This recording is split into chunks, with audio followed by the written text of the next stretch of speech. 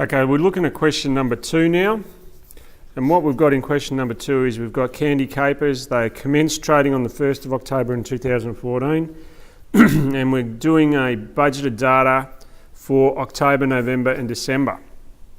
And they've given us some information here and some additional information saying credit sales are expected to be collected 50% in the month of sale, 30% in the month after the sale, and the balance comes in 2 months after that. All credit purchases are paid for in the month after purchase. New equipment will be purchased in November for $11,000. Candy Capers opening cash balance of $15,000. Prepare a schedule of receipts from debtors. So when we're talking about receipts from debtors, we're talking about what we'll look at as credit sales. So I'm looking at this amount here. Even though we've got some cash sales here as well, we've got some costs, we've got this, we've got, okay, so we've got depreciation. What's depreciation normally? Is non-cash, so that doesn't get included. Is there any other non-cash items? We've got costs that's paid, so that indicates to me there's it's a cash flow. Cash purchase, we've got credit purchases of supplies, and that gets taken care of in here.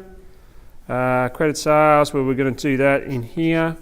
Paid, okay, administration. Proceeds means that, and wages paid. So all other items are cash items. So let's start to build my schedule of receipts, schedule of expected receipts. That's what we're looking to do. So my schedule of expected receipts,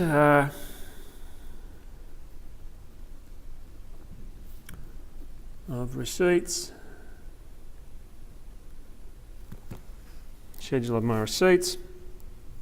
Now I've got my October, November and December, and I'm looking to put in my sales because that's where we're going to calculate this information from. And then my collections are going to come over. Should have left myself an extra line. My collections are October, November and December.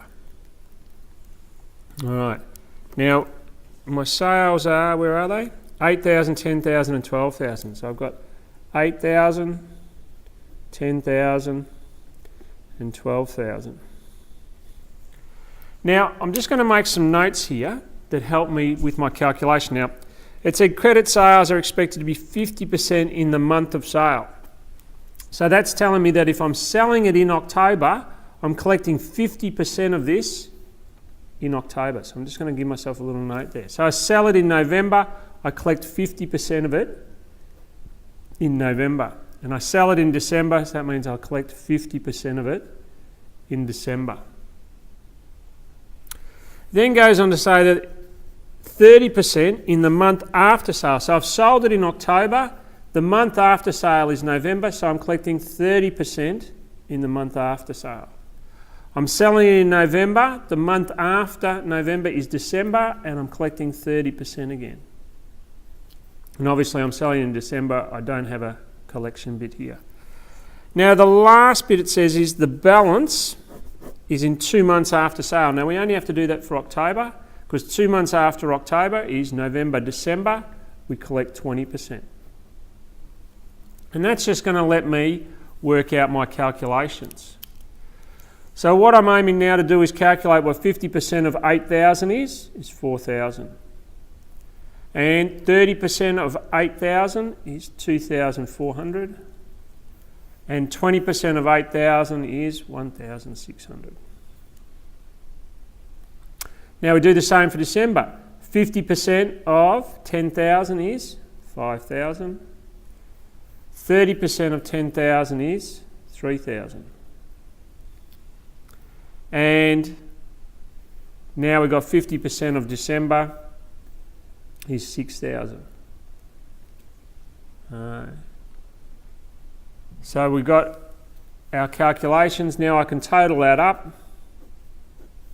6, 9, 10, 10,600.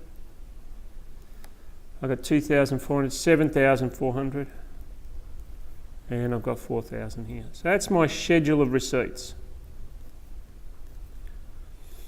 So that ticks off A. Now the next bit that it asked me to do is prepare a cash budget. Now cash budget and on a monthly basis for the 3 months ending 31st December.